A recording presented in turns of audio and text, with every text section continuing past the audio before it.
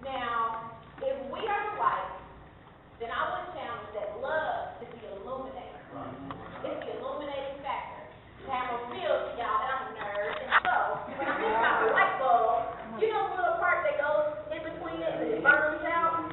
Filament. That's called a filament. Yeah. Love is the filament. Love is the filament. It is what produces the brightness. If there is no love, if there is no filament in a light bulb, you have a shell. You have a bulb that is a shell that produces no light.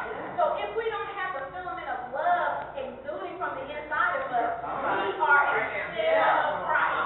And so I'm saying to us that we have to let that love pour through us and let that filament show the good works of God. And that's how they're going to see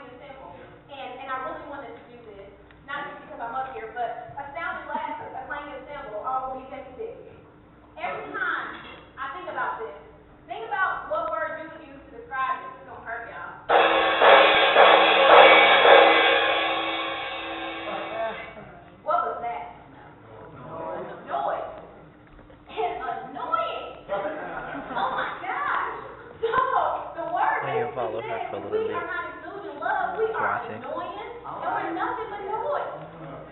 I have been called on this earth for a greater purpose than that. So I refuse to allow a lack of love to overshadow what God has asked me to do. And I'm going to stand in complete faith and agreement that we're all up to that challenge. Amen. Within 1 Corinthians chapter 13, if we skip down to verse 8. So now, we know the consequences of not living in love, not walking in love. We know the benefits of it and what kind of actions we need to lead to walk in love with our family. Verse 8 tells us, if we do those things, if we love within our family, it will never fail. Love won't fail us. Our families are not going to fail. People that are hurting and that it hurts us to watch them hurt, God is telling us this is the key. We don't have to sit here and watch it, and they don't have to be victims, because love never fails.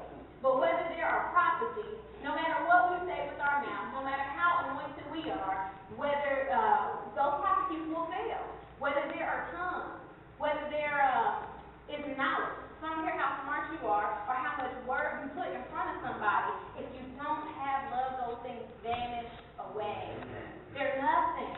For we prophesy in part, and we know in part and we prophesy in part. But in the very beginning of verse 8, it says, but love never fails.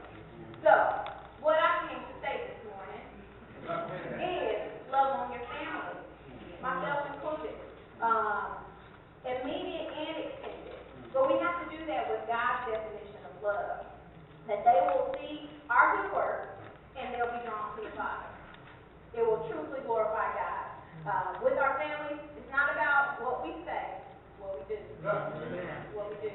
Okay, I wrote this, I don't know if you call it an acronym, I suppose, but if you wrote the word family vertically, the FAMILY stands for something.